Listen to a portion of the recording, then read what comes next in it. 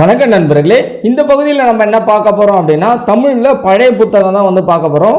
Already தமிழில் புதிய புத்தகத்துக்கான videos நம்ம சேனலில் அப்லோட் பண்ணியிருக்கோம். அதை பார்க்கல அப்படின்னா அதை பாருங்கள். இப்போ இந்த வீடியோஸ்லேருந்து நம்ம பழைய புத்தகம் பார்க்க போகிறோம். ரீசன் என்ன அப்படின்னு பார்த்தோம் அப்படின்னா, இப்போ லாஸ்ட் எக்ஸாம் நடந்ததுங்க இல்லையா, லாஸ்ட்டு குரூப் 4 எக்ஸாம் நடந்தது இல்லையா, அதனுடைய கொஷின் பேப்பர் அனாலிசிஸ் நம்ம எடுத்திருக்கோம். ஸோ இது செப்பரேட் வீடியோ உங்களுக்கு நான் கொடுப்பேன். இப்போ இந்த கொஷின் பேப்பர் அனாலிசிஸில் பார்க்குறப்ப பார்த்தீங்க அப்படின்னா உங்களுக்கு ஓல்டு புக்ஸ்லேருந்து கிட்டத்தட்ட ஒரு 22 கொஷின்ஸ் கேட்டிருக்காங்க. சரிங்களா? அப்போ நியூ புக்ஸ்லேருந்து 73 கொஷின்ஸும் ஓல்டு புக்ஸ்லேருந்து 22 கொஷின்ஸும் நமக்கு கேட்டிருக்காங்க. அப்போ 22 கொஷின்ஸ் தமிழ்ன்றது ரொம்ப இம்பார்ட்டன்ட் இல்லையா? ஸோ அதை பேஸ் பண்ணி இப்போ நம்ம பழைய புத்தகத்தினுடைய வீடியோஸ் பார்க்க போகிறோம். சரிங்களா? அதில் பார்த்தீங்க அப்படின்னா ஃபஸ்ட்டு நம்ம 6th ஸ்டாண்டர்டில் இருந்து நம்ம பார்க்க போகிறோம். ஸோ தமிழ் எப்படி படிக்கணும் அப்படின்னு பார்த்தீங்க அப்படின்னா ஃபஸ்ட்டு நம்ம சிலபஸ் ரிலேட்டடாக தான் பார்க்கணும். சரிங்களா? இல்லை அட்டை டு அட்டை படிக்கணும் அப்படின்னு இருப்பாங்க, அப்படின்லாம் இல்லை. அதாவது ஃபுல்லாக படிச்சுக்கணும், ஒரு டைம் ரீட் அவுட் பண்ணிடணும். அதுக்கடுத்து சிலபஸ் ரிலேட்டட் கண்டென்ட்டு தெளிவாக நம்ம படித்தணும் அப்படின்னா ஈஸியாக எக்ஸாம்ஸ் நம்ம 100 out of 100 தமிழில் ஸ்கோர் பண்ணுறதுக்கான சான்சஸ் நிறைய இருக்குது. சரிங்களா? இப்போது இந்த வீடியோவில் நம்ம என்ன பார்க்க போகிறோம் அப்படின்னா தமிழில் 6ஆம் வகுப்பில் முதல் பருவம் பார்க்க போகிறோம். சரிங்களா? அதில் முதல் பருவத்தில் முதல் இயல் என்னென்ன கொடுத்துருக்காங்க அப்படின்றத பார்க்கலாம். முதல் இயல் என்ன கொடுத்துருப்பாங்க அப்படின்னா ஃபஸ்ட்டு வாழ்த்து கொடுத்துருப்பாங்க, அதுக்கடுத்து திருக்குறள் கொடுத்துருப்பாங்க, அதுக்கடுத்து ஊவேசா கொடுத்துருப்பாங்க. சரிங்களா? அதுக்கடுத்து இந்த துணைப்பாடம் கடைசி வரை நம்பிக்கை இது சிலபஸில் கவர் ஆகாது, அதனால் இதை பார்க்க வேண்டிய அவசியம் கிடையாது. சரிங்களா? ஓகே, இப்போ நம்ம ஸ்ட்ரெயிட்டாக கிளாஸஸ் போகலாம். இப்போ ஃபஸ்ட்டு நமக்கு என்ன கொடுத்துருப்பாங்க அப்படின்னா வாழ்த்து பாடல் கொடுத்துருப்பாங்க. இது யாருடைய வாழ்த்து பாடல் அப்படின்னா ராமலிங்க அடிகளாருடைய வாழ்த்து பாடல். ராமலிங்க அடிகளார் சிலபஸில் இருக்காது. சரிங்களா? நம்ம கிளாஸஸ் எப்படி இருக்கும் அப்படின்னா ஜஸ்ட் டீச் பண்ணிட்டு போகிறது அப்படி தாண்டி, அதாவது எக்ஸாம்ஸில் கொஷின்ஸ் எப்படிலாம் கேட்டிருக்காங்க, எப்படிலாம் கேட்பாங்க, அதை எப்படிலாம் நம்ம ஆன்சர் பண்ணணும், அதை தாண்டி எப்படி அதை ஞாபகம் வச்சுக்கணும். ஷார்ட்கட் மட்டும் இல்லாமல் கான்செப்டோடு நம்ம எப்படி ஞாபகம் வச்சுக்கணும். ஷார்ட்கட்டை நமக்கு தெரியணும். ஏன் சார் ஷார்ட்கட் தெரியணும் அப்படின்னா கான்செப்டோடு தான் படிக்கணுங்க. கன்ஃபார்மு ஷார்ட்கட்டோடு படிக்கணும். ரீசன் என்ன அப்படின்னா நம்ம ஷார்ட்கட்டோடு படிக்கிறப்ப நம்ம ஆன்சர்ஸ் எக்ஸாம்ஸ் பாயிண்ட் ஆஃப் வியூவில் குயிக் அட்டன் பண்ணுறதுக்கு ஷார்ட்கட்டு ஹெல்ப்ஃபுல்லாக இருக்கும். சரிங்களா? அப்போ கான்செப்ட் பேஸ் பண்ணி கொஷின்ஸ் கேட்டாங்க அப்படி அதுக்கும் நம்ம தயாராக இருக்கும். சரிங்களா? ஓகே, அப்போ எப்படி ஞாபகம் வச்சுக்கலாம் அப்படின்றத பார்க்க போகிறோம். அவங்க கொஷின் கேட்டால் எப்படி அட்டன் பண்ணலாம் அப்படின்றதெல்லாம் பார்க்க போகிறோம். சரிங்களா? ஓகே, அந்த வகையில் நமக்கு 6ஆம் வகுப்பில் முதல் பருவமில் முதல் இயலில் இருக்கக்கூடிய இந்த வாழ்த்து பகுதி கொடுத்துருக்காங்க. இந்த வாழ்த்து பகுதி இடம்பெற்றிருக்க நூல் பார்த்திங்க அப்படின்னா திருவருட்பா. இதனுடைய ஆசிரியர் யார் அப்படின்னா ராமலிங்க அடிகளார். சரிங்களா? இப்போ ராமலிங்க அடிகளார் எழுதிய இந்த பாடல்களை நூலாக தொகுத்துருக்காங்க. அந்த நூலினுடைய பெயர் தான் திருவருட்பா அப்படின்னு சொல்கிறோம். அந்த திருவருட்பா அப்படின்ற இந்த தொகுப்பு நூல் யார் ஆசிரியர் யார்? ராமலிங்க அடிகளார். அதிலிருந்து ஒரு வாழ்த்து பகுதி தான் நமக்கு இங்கே பாடலாக கொடுத்துருக்காங்க. சரிங்களா? ஓகே, இப்போ இந்த பாடல் சார்ந்த கொஷின்ஸ் எப்படி கேட்பாங்க அப்படின்றத நான் ஃபஸ்ட்டு இப்போ சொல்லிடுறேன், அடுத்தடுத்து சொல்ல மாட்டேன். சரிங்களா? பாடல் சார்ந்த கொஷின்ஸ் எப்படி கேட்பாங்க அப்படின்னா ஃபஸ்ட்டு இந்த பாடல் வரிகளை கொடுத்துட்டு அதனுடைய ஆசிரியர் யார் அப்படின்னு கேட்கலாம். பாடல் வரிகளை கொடுத்துட்டு அதனுடைய ஆசிரியர் கேட்கலாம். அதுக்கடுத்து இந்த பாடல் வரிகள் கொடுத்துட்டு அந்த பாடல் வரிகள் இடம்பெற்றிருக்கக்கூடிய நூல் என்ன அப்படின்னு கேட்கலாம். இதை தாண்டி உங்களுக்கு பாடல் வரிகளை கொஷின் கேட்டாங்கன்னா கான்செப்ட் ரிலேட்டடாக கொஷின் கேட்கலாம். அதாவது அந்த கருத்தை வச்சு கொஷின் கேட்கலாம். சரிங்களா? இப்போ இது ஓவராலாக நம்ம பார்க்க போகிறோம். இப்போ இந்த பாடல் வரிகளுக்கு கொடுத்துருக்காங்க பாருங்கள். கண்ணில் கலந்தான் கருத்தில் கலந்தான் என் எண்ணில் கலந்தே இருக்கின்றான், பண்ணில் கலந்தான் என் பாட்டில் கலந்தான், உயிரில் கலந்தான் கருணை கலந்து அப்படின்னு கொடுத்துருக்காங்க. சரிங்களா? இங்கே ஃபஸ்ட்டு பாருங்கள், கலந்தான் கலந்தான் கலந்தான் இருக்குது. கலந்தான் கலந்தான் கலந்தான். அப்போ இந்த வார்த்தையை பார்த்தீங்க அப்படின்னா நீங்கள் ராமலிங்க அடிகளார் அப்படின்னு ஃபஸ்ட்டு அட்டன் பண்ணிடணும். ஓவர். சரிங்களா? இப்போது கான்செப்ட் கருத்து என்ன சொல்லியிருக்காரு அப்படின்னா கலந்தான்னா இங்கே என்ன சார் கலந்தான் அப்படின்னா ஒன்றும் இல்லை. இப்போது இது வாழ்த்து பாடல் இல்லையா? அப்போ இறைவனை வாழ்த்தி தான் பாடியிருப்பாங்க. இறைவனானவன் தூண்லேயே இருப்பான் துரும்புலேயே இருப்பான் அப்படின்னு நம்ம சொல்கிறோம் இல்லையா? அப்போது இங்கே ராமலிங்க அடிகளார் என்ன சொல்கிறான்னா இறைவன் என்னுடைய கண்ணில் இருக்கார், சிந்தனை என்னுடைய கருத்தில் இருக்கார், நான் எண்ணுகின்ற அந்த எண்ணத்தில் இருக்கார், நான் பாடுகின்ற அந்த பாட்டில் இருக்கார், அந்த பாட்டில் இருக்கக்கூடிய இசையில் இருக்கார், என்னுடைய உயிரில் கலந்துருக்காரு. சரிங்களா? இங்கே பண் அப்படின்னா இசை அப்படின்னு அர்த்தம். பண் அப்படின்னா இசைன்னு அர்த்தம். அப்போது இறைவனானவன் பார்த்தீங்கன்னா கண்ணில் இருக்காருப்பா, என்னுடைய கருத்தில் இருக்கார், நான் எண்ணுகின்ற எண்ணத்தில் இருக்கார், நான் பாடுகின்ற பாட்டில் இருக்கார், அந்த பாட்டில் இருக்கக்கூடிய இசையில் இருக்கார், என்னுடைய உயிரில் கலந்துருக்கார் இறைவன் அப்போ கலந்து இருக்காரு அப்படின்னு சொன்னால் அது ராமலிங்க அடிகளார் அப்படின்னு ஞாபகம் வந்தாங்க. அவ்வளோதாங்க ஒவ்வொரு பாடல். சரிங்களா? ஓகே, சிம்பிளாக பார்த்துக்கணும். சரிங்களா? இலக்கியமும் உரைநடையும் சரி, ரெண்டுமே வந்து மனப்பாடமே பண்ணக்கூடாது. எதுவுமே மனப்பாடம் பண்ணக்கூடாதுங்க. மனப்பாடம் பண்ணிங்க அப்படின்னா மறந்துடும். தமிழ் பொறுத்த வரைக்கும் மனப்பாடம் பண்ணவே கூடாது. சரிங்களா? எந்த சப்ஜெக்ட்டுமே. சரிங்களா? இலக்கியமே மனப்பாடம் பண்ணக்கூடாது, உரைநடையும் மனப்பாடம் பண்ணக்கூடாது. அதனால் நம்ம கான்செப்ட் ரிலேட்டடாக வந்து பார்த்துட்டோம். ஷார்ட்கட்டும் கலந்தான் அப்படின்றத வந்து பார்த்துட்டோம். சரிங்களா?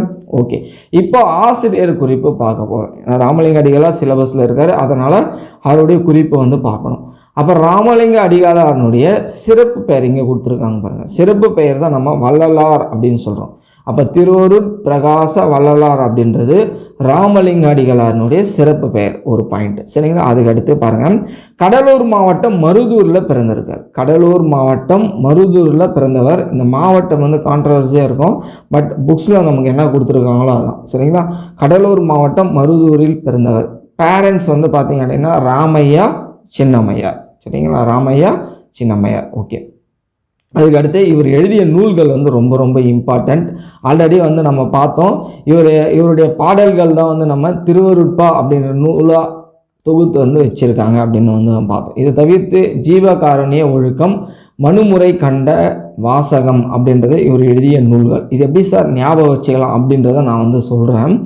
இப்போ வந்து திருவருட்பான்றது ராமலிங்க அடிகளாருடைய நூல் அப்படின்னு தெரியும். அந்த திருவருட்பா அப்படின்ற ராமலிங்க அடிகளார் நூலில் என்ன வாசகம் இடம்பெற்றிருக்கும் அப்படின்னா ஒழுக்கம் அப்படின்ற வாசகம் இடம்பெற்றிருக்கும் அப்படின்னு ஞாபகம் வச்சுக்கோங்க. அவ்வளோதான் ஷார்ட்கட். அப்போ ஜீவகாருண்ய ஒழுக்கம், மனுமுறை கண்ட வாசகம். திருவருட்பான்றது ராமலிங்க அடிகளாருடைய நூல். அவருடைய பாடல்கள் வந்து திருவருட்பா அப்படின்ற தலைப்பின் கீழே தொகுத்து வச்சுருக்காங்க. அதில் வாசகம் இருக்குப்பா. என்ன வாசகம் இருக்குது? ஒழுக்கம் அப்படின்ற வாசகம் இருக்குது. அப்போ ஜீவகாருண்ய ஒழுக்கம், மனுமுறை கண்ட வாசகம், திருவருட்பா, இது ராமலிங்க அடிகளாருடைய நூல்கள். சரிங்களா? அதை தவிர்த்து இவர் செய்த ஒரு 3 செயல்கள் இருக்குங்க. அந்த 3 செயல்கள் தான் இப்போ வந்து நம்ம பார்க்க போகிறோம் ஒன் பை ஒன்னா. ஃபர்ஸ்ட் ஒன் என்ன அப்படின்னா சன்மார்க்க சங்கத்தை வந்து தோற்றுவித்திருப்பார். செகண்ட் என்ன அப்படின்னா ஞான சபையை நிறுவியிருப்பார். தேர்டு என்ன பார்த்தீங்க அப்படின்னா வடலூரில் சத்திய தர்மசாலையை நிறுவிப்பார். அப்போ அவர் செய்த 3 செயல்கள் பார்த்துட்டோம். ஒன்று என்ன? சன்மார்க்க சங்கம்.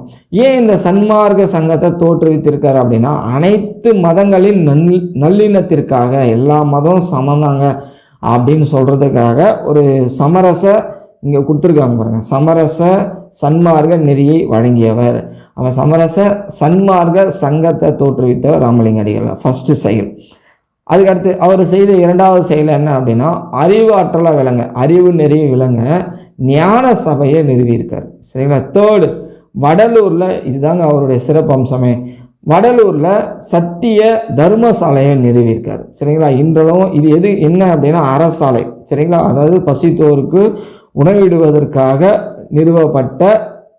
வடலூரில் நிறுவப்பட்டது தான் இந்த சத்திய தர்மசாலை. இப்போவும் வந்து உணவு வந்து அங்கே வழங்கிட்டு வந்துட்டு இருக்காங்க. எவ்வளோ சிறப்பம்சம் பாருங்கள்.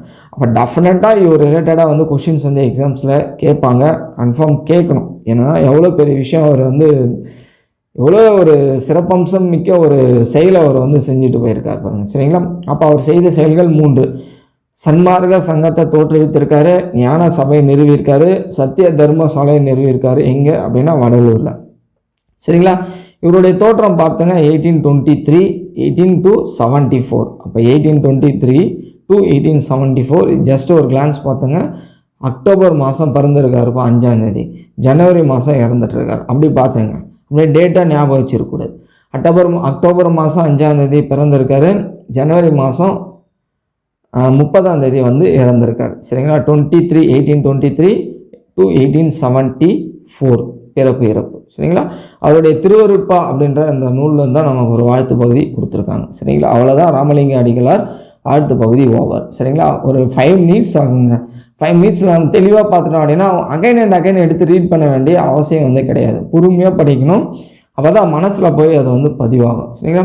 அதுக்கடுத்து இங்கே புக் பேக்கும் வந்து நம்ம கண்டிப்பாக பார்க்கணும். ஏன் அப்படின்னா புக் பேக்கில் நம்ம கொஷின் பேப்பர்லாம் அனலைஸ் பண்ணி தாங்க இதை சொல்லிகிட்டு இருக்கோம். புக் பேக்கில் வந்து பார்த்திங்கன்னா டெஃபினட்டாக புக் பேக்கில் இருந்து தாங்க மேக்ஸிமம் கொஷின்ஸு புக் பேக்கில் இருந்தும் பாக்ஸ் கண்டென்ட்டில் வந்து எடுக்கிறாங்க. அதனால் இதை வந்து நம்ம பார்த்துக்கணும். ராமலிங்க அடிகளார் எந்த ஊரில் பிறந்திருக்காரு அப்படின்னா மருதூர். சரிங்களா. அப்போ ராமலிங்க அடிகளார் பிறந்த ஊர் மருதூர். சரிங்களா. ஓகே. என்ன மாவட்டம்? கடலூர் மாவட்டம், மருதூரில் பிறந்திருக்கார். அவருடைய பாடல்கள்லேருந்து என்ன தலைப்பில் தொகுத்து வச்சுருக்கோம் அப்படின்னா திருவருட்பா. இப்போ நம்ம பார்த்தது தான். சரிங்களா. ஓகே. திருவருட்பா என்னும் தலைப்பில் தொகுக்கப்பட்டுள்ளன. ஓகே. அதுக்கு அடுத்து போகலாம் பாருங்கள். நெக்ஸ்ட் வந்து பார்த்திங்க அப்படின்னா நமக்கு வந்து திருக்குறள் கொடுத்துருப்பாங்க. இந்த திருக்குறள் வந்து பார்த்திங்க அப்படின்னா நீங்களே வந்து படிச்சுங்க. ஏன் அப்படின்னா இது வந்து இதிலேயே கண்டினியூவாக எடுத்தோம் அப்படின்னா வீடியோ வந்து ரொம்ப லென்த்தியாக போகும். அதுவும் இல்லாமல் திருக்குறள் வந்து தனியாக பார்க்கணும். பட் ஆனால் திருக்குறள் சம்மந்தமாக கொஷின்ஸ் வந்து எப்படி கேட்பாங்க அப்படின்றத நான் வந்து சொல்கிறேன். இப்போ இந்த லாஸ்ட் எக்ஸாமில் வந்து திருக்குறள் வந்து ஒரு 3 கொஷின்ஸ் வந்து கேட்டிருந்தாங்க. ஃபஸ்ட்டு என்ன கேட்டுறாங்க அப்படின்னா திருக்குறள் கொடுத்துட்டு அதில் இடம்பெற்றக்கூடிய அணி அப்படின்னு கேட்டிருந்தாங்க. சரிங்களா. செகண்ட் வந்து பார்த்திங்க அப்படின்னா புக் பேக், திருக்குறளுக்கு பேக் சைடில், இதெல்லாம் நியூ புக்கில் இருந்தால் கேட்டிருந்தாங்க. திருக்குறளுக்கு பேக் சைடில் அந்த கொஷின்ஸ் இருந்தது இல்லையா, புக் பேக் கொஷின்ஸு, அதில் இருந்து ஒரு கொஷின் கேட்டிருந்தாங்க. இன்னொன்று திருக்குறள் வந்து பார்த்திங்க அப்படின்னா டேரெக்டாக, அதாவது அந்த கான்செப்டை வச்சு, கருத்தை வச்சு வந்து கொஷின் கேட்டிருந்தாங்க. ஸோ இந்த மாதிரி தான் வந்து திருக்குறள் ரிலேட்டடாக வந்து கொஷின்ஸ் வந்து கேட்டிருந்தாங்க. அதுவும் இல்லாமல் நமக்கு வந்து பகுதி ஆ இலக்கியமில் அந்த 25 அதிகாரம் வந்து கொடுத்துருப்பாங்க இல்லையா, அந்த 25 அதிகாரம் மட்டும் ஃபுல்லாக வந்து படிங்க. இல்லை சார் என்னால் அந்த 25 அதிகாரமும் ஃபுல்லாக படிக்க முடியல அப்படின்னா அதுலேருந்து இந்த அணி சார்ந்த கொஷின்ஸ் வந்து, அந்த அணி சார்ந்த திருக்குறள் இருக்கு இல்லையா, அதை கன்ஃபார்ம் வந்து பார்த்தாகணும். சரிங்களா. அதுக்கு அடுத்து வந்து பார்த்திங்க அப்படின்னா புக் பேக்கில் கொஷின்ஸ் வந்து கொடுத்துருப்பாங்க. திருக்குறள் பேக் சைடில் புக் பேக்கில் கொஷின்ஸ் கொடுத்துருப்பாங்க. அதை சார்ந்த திருக்குறள்லாம் என்னென்ன அப்படின்றத வந்து பார்த்தேன். அப்புறம் அந்த ஒரே சொல்ல திரும்ப திரும்ப வரும் இல்லையா, அந்த மாதிரி திருக்குறள்லாம் கொஞ்சம் ஸ்பெசிஃபிக்காக இருக்கக்கூடிய திருக்குறள் மட்டும் கூட பார்த்தாவே வந்து போதுமானது. சரிங்களா. ஓகே. அதுக்கடுத்து மனப்பாடமாக இருக்கக்கூடிய திருக்குறள் பார்த்தோம். இது எல்லாமே அந்த 25 அதிகாரங்குள்ளே இருக்கக்கூடிய திருக்குறள் வந்து பார்த்துக்கணும். சரிங்களா. ஓகே. இப்போ திருக்குறள் சார்ந்த தகவல்கள் வந்து நம்ம வந்து இங்கே பார்த்துடலாம். இப்போ ஃபஸ்ட்டு வந்து ஆசிரியர் குறிப்பு கொடுத்துருக்காங்க. இதில் ஆசிரியர் குறிப்பு அவருடைய காலம் வந்து கிமு 31. இது பழைய புத்தகம். புதிய புத்தகத்தில் என்ன கொடுத்துருப்பாங்களோ பொது ஆண்டு முன் அப்படின்னு கொடுத்துருப்பாங்க. சரிங்களா. ஓகே. திருவள்ளுவனுடைய சிறப்பு பெயரை வந்து கொடுத்துருப்பாங்க. சென்னா போதார், தெய்வ புலவர், நாயனார். இதில் தெய்வ புலவர்ன்றது நமக்கு தெரியும். நாயனார், சென்னா போதார், இதை வந்து பார்த்துங்க. சரிங்களா. அவ்வளோதான். அதுக்கு அடுத்து வந்து நூல் குறிப்பு கொடுத்துருக்காங்க. அப்போ திருக்குறள் வந்து முப்பெரும் பிரிவுகளே உடையது. புக் பேக்கில் கேட்டிருக்காங்க. சரிங்களா. எத்தனை பிரிவு? முப்பெரும் பிரிவு. ஒன்று வந்து அறத்துப்பால், பொருட்பால், இன்பத்துப்பால். சரிங்களா. இதனுடைய வெவ்வேறு பெயர்கள், திருக்குறளினுடைய வெவ்வேறு பெயர்கள் வந்து முப்பால் அப்படின்னு சொல்கிறேன். ஏன்னா 3 பால்கள், 3 பிரிவுகளாக பிரிஞ்சிருக்கு இல்லையா, அறத்துப்பால், பொருட்பால், இன்பத்துப்பால். அதனால் வந்து திருக்குறள் நம்ம முப்பால் அப்படின்னு சொல்கிறோம். பொதுமறை அப்படின்னு சொல்லுவோம், தமிழ் மறை அப்படின்னு சொல்லுவோம். திருக்குறளுடைய சிறப்பு பெயர் உலக பொதுமறை அப்படின்னு சொல்கிறோம். சரிங்களா. உலக பொதுமறை. ஓகே. இது திருக்குறள் வந்து பார்த்திங்க அப்படின்னா 14 கீழ்கணக்கு நூல்களுள் ஒன்று. இந்த கீழ்கணக்கு நூல்கள்னால் என்ன அப்படின்றத நம்ம தெரியணும். இதை ஃபஸ்ட்டு நான் இங்கேயே சொல்லிடுறேன், அதுக்கு அடுத்து சொல்ல மாட்டேன். இதே வந்து நீங்கள் ஞாபகம் வச்சுங்க. இந்த சங்க காலம் அப்படின்னு நம்ம சொல்லுவோம் இல்லையா, அப்போ கிமு 3 to கிபி 3 வரையும் இதை வந்து நம்ம சங்க காலம் அப்படின்னு சொல்லுவோம். இந்த சங்க காலத்தில் இயற்றிய நூல்கள் தான் வந்து நம்ம வந்து என்னன்னு சொல்லுவோம் அப்படின்னா 14 மேல்கணக்கு நூல்கள் அப்படின்னு சொல்லுவோம். இந்த 14 மேல்கணக்கு நூல்கள்ல என்னென்ன அப்படின்னா 8 தொகையும் 10 பாட்டும் தான் 14 மேல்கணக்கு நூல்கள். சரிங்களா. ஓகே. இதுக்கு அடுத்து இந்த சங்க காலத்துக்கு அடுத்து இருக்கக்கூடிய அந்த காலத்தை வந்து நம்ம என்னன்னு சொல்லுவோம் அப்படின்னா சங்க மருவிய காலம் அப்படின்னு சொல்லுவோம். சங்க மருவிய காலம் அப்படின்னு சொல்லுவோம். இந்த சங்க மருவிய காலத்தில் எழுதி இருக்கக்கூடிய அந்த நூல்களை தான் வந்து நம்ம 14 கீழ்கணக்கு நூல்கள் அப்படின்னு சொல்லுவோம். சரிங்களா. இந்த 14 கீழ்கணக்கு நூல்கள் வந்து பெரும்பாலும் வந்து அறநூல்களாக இருக்கும், நீதி நூல்களாக இருக்கும். அப்போ இந்த 14 கீழ்கணக்கு நூல்களுள் ஒன்று தான் வந்து திருக்குறள். சரிங்களா. ஓகே.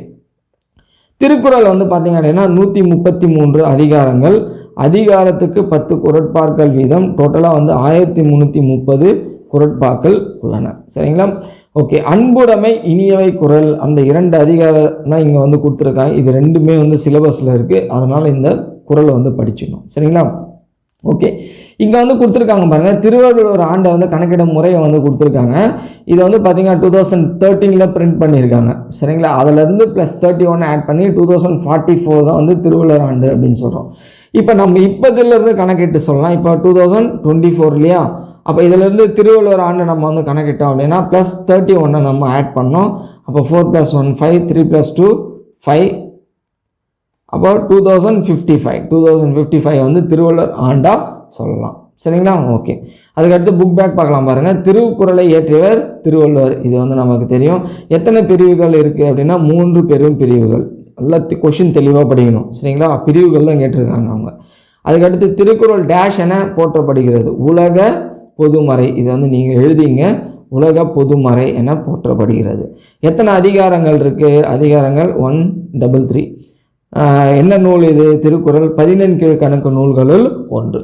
ஓகே. அன்பிலார் எல்லாம் தமக்குரியர் அப்படின்னு ஒன்று. சரிங்களா? இதை நோட் பண்ணிங்க.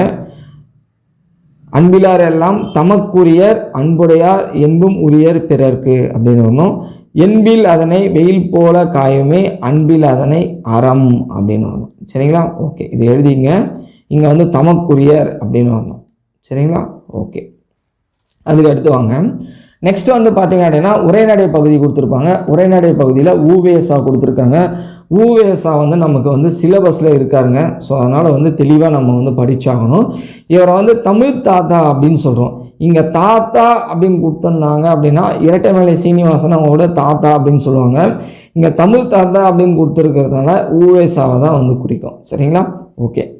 இங்கே ஊவேசா வந்து பார்த்திங்க அப்படின்னா இவருடைய சிறப்பம்சம் என்ன அப்படின்னா இந்த பழைய காலத்தில் வந்து பார்த்திங்க அப்படின்னா இலக்கணங்களும் இலக்கியங்களும் ஓலைச்சுவடிகளை தான் வந்து எழுதி வச்சுருந்தாங்க. சரிங்களா? இது இங்கே சொல்லிடுறேன். அதுக்கடுத்து நான் இந்த பாடத்தில் கொடுத்துருக்கக்கூடிய தகவல்களை வந்து சொல்கிறேன். ஓலைச்சுவடிகளில் தான் எழுதி வச்சுருந்தாங்க. அதே ஓலைச்சுவடிகளில் இருந்துச்சு அப்படின்னா அந்த இலக்கியங்களும் இலக்கியம் சார்ந்த நூல்கள் வந்து அழிஞ்சிடும். அதனால் இவர் என்ன பண்ணுறாரு அப்படின்னா பிரிண்டிங் ப்ரெஸ் வந்து கொண்டு வந்துட்டு இருப்பாங்க இல்லையா, அதை ஐடென்டிஃபை பண்ணிகிட்டு இருப்பாங்க பிரிண்டிங் ப்ரெஸ்ஸை. அப்போ ப்ரெஸ் வந்துட்டு வெளியே வந்துட்டு அந்த புத்தகங்கள்லாம் வந்து பிரிண்ட் பண்ணி வெளியிடுற அந்த காலகட்டத்தில் இவர் அந்த ஓலைச்சுவடியில் இருக்கக்கூடிய அந்த இலக்கணங்களும் இலக்கியங்களும் அந்த நூல்கள் எல்லாம் பதிப்பித்து அதை பிரிண்ட் பண்ணி புக்ஸ் அடித்து வெளியிடணும் அப்படின்னு வந்து விருப்பப்படுறாரு. அதை சார்ந்து என்ன பண்ணுறாரு அப்படின்னா ஓலைச்சுவடிகளை தேடி தேடி தேடி தேடி எல்லா நூல்களையும் வந்து பதிப்பிச்சு வெளியிடுறாரு. சரிங்களா? அதை தான் இங்கே வந்து இந்த பாடத்தில் வந்து கொடுத்துருப்பாங்க. சரிங்களா? இப்போ இந்த ஓலைச்சுவடினா என்ன அப்படின்றத இங்கே கொடுத்துருப்பாங்க. அதை இங்கேயே சொல்லிடுறேன் பார்த்துங்க. அதாவது இந்த பனை ஓலையை வந்து பக்குவப்படுத்தி அதில் வந்து எழுத்தாணியை வச்சு எழுதுவாங்க. அதை தான் வந்து ஓலைச்சுவடி அப்படின்னு சொல்கிறோம். அப்போ அந்த நூல்கள் எல்லாம் இந்த பனை ஓலைச்சுவடியில் தான் இடம்பெற்றிருக்கும். சரிங்களா? இதில் வந்து ஒரு டிஸ்அட்வான்டேஜஸ் இருக்குது. இந்த ஓலைச்சுவடிகளில் வந்து பார்த்திங்க அப்படின்னா புள்ளி வச்சு எழுத முடியாது. அதேமாரி ஒற்றை கொம்பு இரட்டை கொம்பு வேறுபாடு இருக்காது. இப்போது பேரன் அப்படின்னா இங்கே எப்படி இருக்கும் அப்படின்னா பேரனை அப்படின்னு இருக்கும். அப்போது நம்ம அதை படிச்சுட்டு தான் வந்து இது வந்து ஒற்றை கொம்பா இல்லை இரட்டை கொம்பா பேரன் அப்படின்னு நம்ம எழுதணும் அப்படின்னா அங்கே பேரன் அப்படின்னு இந்த இன்னை வந்து பாருங்கள் புள்ளி வச்சு எழுதணும் இல்லையா? அப்போ புள்ளி வச்சு எழுத முடியாது. அதே மாதிரி ஒற்றை கொம்பு இரட்டை கொம்பு வேறுபாடு இருக்காது. அப்போ பேரனை அப்படின்லாம் இருக்கும். சரிங்களா? அப்போது நம்ம அந்த வாசித்து பார்த்துட்டு தான், அதாவது அந்த நூல்களை வாசித்து படித்து பார்த்துட்டு தான் இது வந்து இங்கே வந்து ஒற்றை கொம்பா இரட்டை கொம்பு வரணுமா புள்ளி வைக்கணுமா வைக்கக்கூடாதா அப்படின்னு அந்த கருத்தை வச்சு நம்ம வந்து ஐடென்டிஃபை பண்ணுற மாதிரி இருக்கும். அப்போ இது எவ்வளோ டிஃபிகல்ட் இல்லையா? ஸோ இதெல்லாம் வந்து நம்ம இந்த டிஸ்அட்வான்டேஜ் இந்த குறைகள்லாம் போக்குவரத்துக்காக தான் இவர் வந்து நூல்களை வந்து பதிப்பிச்சு வெளியிட்டிருக்காரு. அதுவும் இல்லாமல் அடுத்த தலைமுறைக்கு வந்து நூல்களாக இருந்துச்சு அப்படின்னா தான் அதை வந்து அடுத்தடுத்த தலைமுறைக்கு கொண்டு போய் சேர்க்க முடியும்.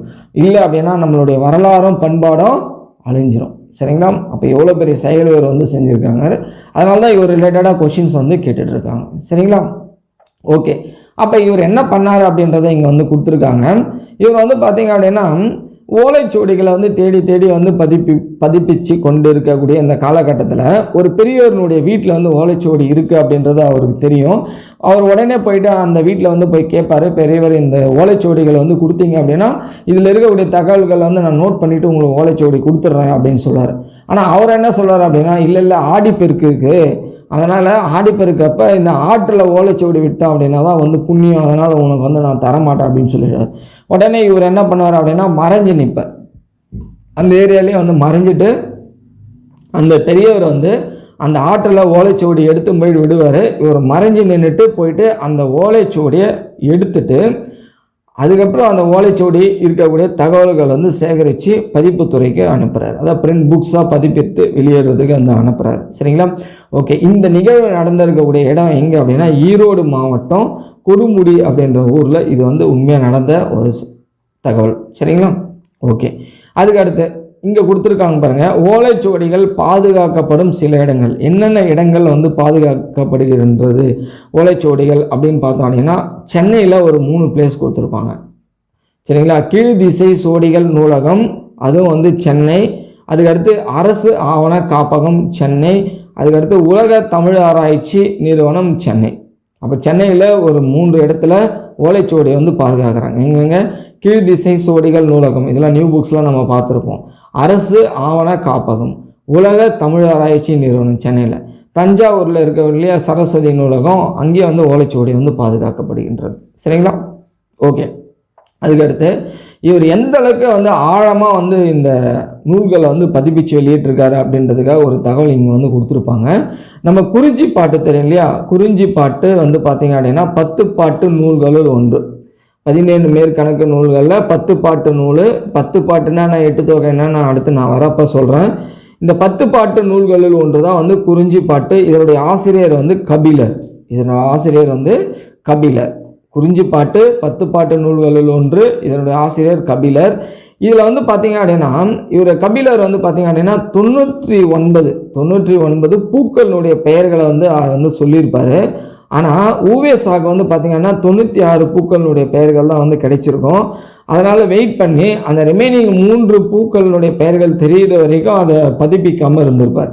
அப்போ ஃபுல்லாக கம்ப்ளீட்டாக அவருக்கு 99 பூக்களுடைய பெயர்கள் தெரிஞ்சதுக்கப்புறம் தான் அதை வந்து புக்ஸ் வந்து பிரிண்ட் பண்ணுறதுக்காகவே அனுப்பிச்சி வச்சுருப்பார். அப்போ எந்த அளவுக்கு தெளிவாக அவர் வந்து நூலை வந்து சேகரிச்சிருக்காரு அப்படின்றது ஒரு எடுத்துக்காட்டுக்காக இங்கே வந்து கொடுத்துருக்காங்க. சரிங்களா? அதுக்கடுத்து இங்கே ரைட் ஹேண்ட் சைடில் கொடுத்துருக்காங்க பாருங்கள், ஊவேசா அவர்கள் பதிப்பித்த நூல்கள் வந்து கொடுத்துருக்காங்க. சரிங்களா? ஓகே. இதை வந்து ஸ்பிட் பண்ணி படிச்சிங்க. இந்த எண்ணிக்கை கேட்பாங்களா அப்படின்றது டவுட்டு தான். பட் ஆனால் அவருடைய நூல்கள் வந்து நமக்கு தெரிஞ்சிருக்கணும். இது வந்து பார்த்திங்கன்னா 10th சோஷியல் புக்லேயும் வந்து கொடுத்துருப்பாங்க. அப்போ 8 தொகை ஃபுல்லாகவே அவர் தான் பதிப்பித்திருக்காருங்க. எவ்வளோ பெரிய செயல் பாருங்கள். 10 பாட்டு பதிப்பிச்சு வெளியிட்டிருக்காரு. அப்போ 8 தொகையும் 10 பாட்டும் அவர் தான். அதுக்கடுத்து 3 காப்பியங்கள் வந்து கொடுத்துருப்பாங்க பாருங்கள். சீவக சிந்தாமணி, சிலப்பதிகாரம், மணிமேகலை, இந்த 3 காப்பியங்கள். சரிங்களா? இது பார்த்துங்க. காப்பியங்கள் 3: சீவக சிந்தாமணி, சிலப்பதிகாரம், மணிமேகலை, சீவக சிந்தாமணி. அதுக்கடுத்து புராணங்கள் 12, உலா 9, கோவை 6, தூது 6. சரிங்களா? கோவை, தூது 6, உலா 9, புராணங்கள் 12. சரிங்களா? நூலுடைய பெயர்கள் பார்த்துங்க. வெண்பா நூல்கள், அந்தாதி, பரணி, மும்மணி கோவை, இரட்டை மணிமாலை, பிற பிரபதங்கள். சரிங்களா? இந்த நூல் ஒன்ஸ் அகைன் வந்து நீங்கள் ரீட் பண்ணிங்க. ஒரு 1 or 2 times வாசித்தோம் அப்படின்னா இந்த நூல்கள் தான் அப்படின்றது நமக்கு மனசில் வந்து பதிஞ்சிடும். சரிங்களா? ஓகே. அதுக்கடுத்து அவருடைய குறிப்புகள் கொடுத்துருப்பாங்க. திருவாரூர் மாவட்டத்தில் உத்தமதானபுரம் அப்படின்ற இடத்துல வந்து பிறந்திருப்பார். சரிங்களா? ஓகே. அவருடைய இயற்பெயர் வந்து பார்த்திங்க அப்படின்னா வேங்கடரத்தினம். அப்புறம் ஏன் சார் இவரை நம்ம ஊவேசான்னு சொல்கிறோம் அப்படின்னு பார்த்தோம் அப்படின்னா, இவருடைய ஆசிரியர் வந்து மகாவித்வான் மீனாட்சி சுந்தரம். இது மீனாட்சி சுந்தரம் ரிலேட்டடான தகவல்கள் நமக்கு 11th நியூ புக்கில் இருக்கும். சரிங்களா? அதில் வந்து நம்ம படிப்போம். அப்போ மகாவித்வான் மீனாட்சி சுந்தரனுடைய ஸ்டூடெண்ட்டு தான் வந்து ஊவேசா. அப்போ ஊவேசாவுடைய இயற்பெயர் வேங்கடரத்தினம். இவர் மீனாட்சி சுந்தரம் வந்து என்ன பண்ணுறாரு அப்படின்னா வேங்கடரத்தினத்துக்கு சாமிநாதன் அப்படின்னு பெயர் வைக்கிறார். அப்போ சாமிநாதன் அப்படின்றது டீச்சரு ஸ்டூடெண்ட்டுக்கு வச்சிருக்கிற பெயர். சரிங்களா? ஓகே. அப்போ வே அப்படின்றது என்ன அப்படின்னா, ஊன்றது உத்தமதானபுரம், வே அப்படின்றது வேங்கட சுப்பு. அவருடைய தந்தையார் பெயர் வந்து வேங்கட சுப்பு, தாயார் பெயர் வந்து சரஸ்வதி அம்பாள். சரிங்களா? நோட் பண்ணிங்க. அப்போ உத்தமதானபுரம் அப்படின்ற ஊவும் வேங்கட சுப்பு தந்தையார் பெயர் வேவும் ஆசிரியர் பெயர் வச்சு சாமிநாதன் சாவும் தான் ஊவேசா அப்படின்னு சொல்கிறோம். அப்போ அவருடைய இயற்பெயர் வந்து வேங்கட ரத்தினம். சரிங்களா? உத்தமதானபுரம் வேங்கட சுப்புவின் மகன் தான் ஊவே சா. ஓகே. அவருடைய பர்த் வந்து பார்த்துங்க. இந்த பர்த் டேட்லாம் வந்து மனப்பாடம் பண்ணாதீங்க. இது வந்து நான் ஒரு க்ளூ மாதிரி கொடுக்குறேன். ஒன்றில் 1857 பெருங்கலகம் நடந்தது இல்லையா? பெருங்கலகத்துக்கு ஒரு 2 வருஷத்துக்கு முன்னாடி பிறந்தார் அப்படின்னு வச்சுங்க. ஓகே. 1947 நம்ம சுதந்திரம் வாங்கினோம். அதுக்கு ஒரு 5 வருஷத்துக்கு முன்னாடி இறந்துட்டார். அப்போ அவர் சுதந்திரம் வாங்கினதே அவருக்கு வந்து தெரியாது அப்படின்னு வச்சுங்க. யாருக்கு? ஊவேசாக்கு. சரியா? பெருங்கலகம் 2 வருஷத்துக்கு முன்னாடி பிறந்துட்டார். சுதந்திரம் வாங்கினது ஒரு 5 வருஷத்துக்கு முன்னாடி இறந்துட்டார். சரிங்களா? பிப்ரவரி மாதம் 19 பிறந்தது. இறந்தது வந்து பார்த்திங்க அப்படின்னா ஏப்ரல் மாதம் 28 அப்படின்னு வச்சுங்க. சரிங்களா? தன் வாழ்க்கை வரலாற்றை, சரிங்களா, இது வந்து நம்ம என்னென்னு சொல்லுவோம் அப்படின்னா ஆங்கிலத்தில் ஆட்டோபயோகிராஃபி அப்படின்னு சொல்லுவோம். தன்னுடைய வாழ்க்கை வரலாற்று, இப்போ தன் வாழ்க்கை வரலாற்றுன்னு என்னுடைய வாழ்க்கை வரலாற்றை நானே நூலாக எழுதி வெளியிட்டேன், அதுதான் ஆட்டோபயோகிராஃபி. சரிங்களா? அப்போ அவருடைய வாழ்க்கை வரலாற்றை ஆனந்த விகடன் அப்படின்ற இதில் தொடராக எழுதியிருக்காரு. ஏன்னா வீக்லி மேகசின் இல்லையா அது. ஓகே, அப்படியே தொடராக சீரியல் மாதிரி கண்டினியூஸாக அவர் வந்து எழுதியிருக்காரு. இதில் ஆனந்த விகடனில். அதுக்கடுத்து இவருடைய வாழ்க்கை வரலாற்றை என் சரிதம் அப்படின்ற பெயரில் நூலை அடித்து வெளியிட்டிருக்காங்க. இது கேட்டிருக்காங்க, இது வந்து பார்த்துங்க. சரிங்களா? என் சரிதம் என்னும் பெயரில் நூலாக வெளிவந்தது. ஓகே, அவருடைய சிறப்புகள்லாம் என்னென்ன அப்படின்னு பார்த்தோம் அப்படின்னா, இவர் எப்போ இறந்தார் நம்ம பார்த்தோம், 1942 இறந்துருப்பார். சொன்ன இல்லையா, சுதந்திரம் வாங்கினதுக்கு ஒரு 5 வருஷத்துக்கு முன்னாடியே இறந்துட்டார் அப்படின்னா, அதே இயரில் சென்னையில் பெசன்ட் நகரில் டாக்டர் உவேசா நூல் நிலையத்தை வந்து ஸ்டார்ட் பண்ணியிருக்காங்க. சரிங்களா? ஓகே, அது மெமரி பண்ணக்கூடாது. அப்போ அவர் இறந்த அந்த இயர்லேயே சென்னையில் பெசன்ட் நகரில் உவேசா நூல் நிலையத்தை ஸ்டார்ட் பண்ணியிருக்காங்க. இவருடைய சிறப்பு கருதி வெளிநாட்டவர் இவர் வந்து பாராட்டியிருக்காங்க. அது யார் யார் அப்படின்னு பார்த்தீங்க அப்படின்னா, ஜியு போப்பு, சூலியல் வின்சோன், இவங்க ரெண்டு பேரும் வந்து பாராட்டியிருக்காங்க. G U Pope, Julien Vinson. 2006 central government ஸ்டாம்பில் இவருடைய ஃபோட்டோ வந்து கொடுத்துருக்காங்க. அஞ்சல் தலையை வெளியிட்டிருக்காங்க. சரிங்களா? யார்? Central government. சரிங்க, ஓகே. அதுக்கடுத்து பார்த்துங்க, பிரித்து எழுதுக கொடுத்துருக்காங்க பாருங்கள். ஓலைச்சுவடி, இது வந்து பிரித்து எழுதுகெல்லாம் நமக்கு சிலபஸ் இருக்குங்க, அதனால் அதை படிக்கணும். சரிங்களா? ஓலைச்சுவடி இச்சு எடுத்துருங்க, ஓலை குட்டல் சுவடி. தமிழ் பணி இப்போ எடுத்துருங்க, தமிழ் குட்டல் பணி. குறிஞ்சி பாட்டு இப்போ எடுத்துருங்க, குறிஞ்சி குட்டல் பாட்டு. எழுத்தாணி, இது வந்து தூ குட்டலா, இது எடுத்துருங்க, தா போடுங்க. எழுத்தாணி. 10 குட்டல் பாட்டு இப்போ போடணும், 10 பாட்டு. சரிங்களா? ஓலைச்சுவடிகளை தேடி வந்த பெரியவர் யார்? உவேசா. வாழ்க்கை வரலாற்று நூலின் பெயர் என் சரிதம். சரிங்களா? இது இம்பார்ட்டண்ட், இதை பார்த்துங்க. சரிங்களா? வாழ்க்கை வரலாற்று நூலின் பெயர் என் சரிதம். இது எந்த இதழில் தொடராக வந்தது அப்படின்னா, ஆனந்த விகடன் இதழில். ஓகே, வாழ்நாள் முழுவதும் ஓய்வில்லாமல் பதிப்பு பணியை மேற்கொண்டார். ஓகே, உவேசா அவருடைய பிறந்த ஊர் எந்த ஊரில் பிறந்திருக்காரு? உத்தமதானபுரம், திருவாரூர் மாவட்டம். கரெக்டா? ஓகே, செக் பண்ணிக்கலாம் பாருங்கள். திருவாரூர் மாவட்டம், எஸ், திருவாரூர் மாவட்டம் உத்தமதானபுரம். சரிங்களா? ஓகே, கடலூர் மாவட்டம் மருதூர் யார்? ராமலிங்க அடிகளார். நம்ம கம்பேர் பண்ணி படிச்சுக்கணும், அப்போ தான் ஞாபகம் இருக்கும். அவர்களை நம்ம என்னன்னு சொல்கிறோம் அப்படின்னா, உவேசா அவர்களை தமிழ் தாத்தா அப்படின்னு சொல்கிறோம். சரிங்களா? அவ்வளோதான். அதுக்கடுத்து இந்த துணைப்பாட பகுதி கொடுத்துருப்பாங்க. இது ஜஸ்ட்டு வந்து ஒரு 2 தகவல்கள் வந்து மட்டும் பார்த்துங்க. துணைப்பாட பகுதியில் இங்கே கொடுத்துருக்கக்கூடிய தகவல், இந்த ஜப்பானியர் வணங்கும் பறவை அப்படின்னு கொடுத்துருப்பாங்க. ஜப்பானியர் வணங்கும் பறவை வந்து கொக்கு. சரிங்களா? அதுக்கடுத்து இந்த பேப்பரில் வந்து உருவம் வந்து செய்வாங்க இல்லையா, அந்த கலைக்கு பெயர் என்னன்னு சொல்கிறோம் அப்படின்னா ஓரிகாமி அப்படின்னு சொல்கிறாங்க ஜப்பானியர். காகிதத்தில் உருவங்கள் செய்யும் கலையை ஓரிகாமி அப்படின்னு சொல்கிறாங்க. சரிங்களா? இந்த 2 தகவல்கள் வந்து பார்த்துங்க. இதில் என்ன, இந்த கதை வந்து படிக்க தேவையில்ல. இதில் என்ன கொடுத்துருப்பாங்க அப்படின்னா, சடகோ சசாகி அப்படின்னு ஜப்பான் நாட்டு சிறுவி. இந்த போர் டைமில் வந்து பார்த்திங்க அப்படின்னா, அமெரிக்கா வந்து ஹிரோஷிமா நாகசாகி இந்த இடத்துல வந்து குண்டு வீசியிருப்பாங்க. அதில் ஒரு 2 லட்சம் பேர் இறந்துட்டு இருப்பாங்க. அப்போ இந்த 11 வயது சிறுமியான இந்த சசாகிக்கு வந்து புற்றுநோய் வந்திருக்கும். இவங்க வந்து இறக்கக்கூடிய ஒரு சூழ்நிலை வந்திருக்கும். பட் நம்பிக்கையாக இருங்க அப்படின்னு அவங்க தோழி வந்து ஆறுதல் சொல்லுவாங்க. ஸோ அதுக்கு வந்து பார்த்திங்கன்னா, இவங்க வணங்கும் பறவை வந்து கொக்கு இல்லையா, அதனால் வந்து பேப்பரில் வந்து கொக்கு செய்யுங்க அப்படின்ற மாதிரி சொல்லியிருப்பாங்க. ஒரு 1000 கொக்கு செய்யுங்க, நம்பிக்கையோட நம்ம வந்து உயிர் வாழலாம் அப்படின்ற மாதிரி சொல்லியிருப்பாங்க. இல்லை ஒரு 1000 கொக்கில் வந்து ஒரு 644 கொக்கு செஞ்சுருப்பாங்க, அதோட வந்து இறந்துட்டு இருப்பாங்க. அந்த இறந்த டேட்டு தான் வந்து இங்கே கொடுத்துருப்பாங்க. சரிங்களா? இந்த கதைலாம் நமக்கு வந்து தேவையில்லை.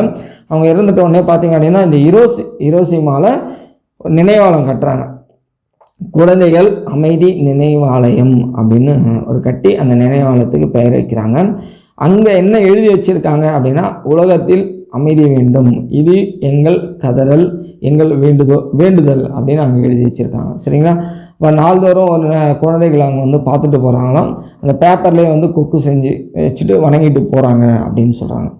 இப்போ இந்த தகவல் வந்து நம்ம எங்கேருந்து எடுத்திருக்கோம் அப்படின்னா, 10 லிட்டில் ஃபிங்கர்ஸ், அதில் தான் வந்து இந்த தகவல் வந்து நமக்கு கிடைச்சிருக்கு.